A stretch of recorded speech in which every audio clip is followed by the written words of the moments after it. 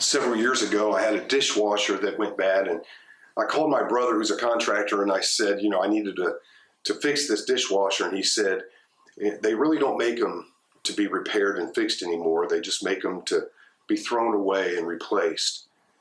And isn't that true with so much of the things that we encounter in our society today? So much is just made to be tossed out, to be thrown away. But there are some things that are worth fixing. Some things like this Bible. This Bible means so very much to me. It's a family heirloom. It was given to my parents in March of 1963 after they were married in December of 1962, and it was handed down to me as a family heirloom. And I love this Bible. But recently I had to get it repaired because this was the state of it. The pages were falling out. They were torn. The binding was coming apart. The leather was dry rotted and broken.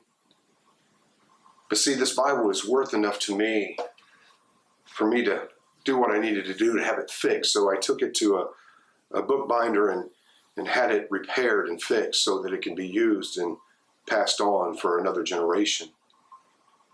Like so many other things in our lives that are important, whether it's our physical health, our spiritual health, our mental health, there are things that we find broken in our lives that we need to take the time and effort and sacrifice to fix.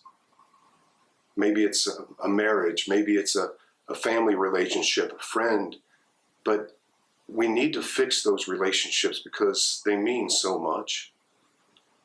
You see, you and I meant so much to God.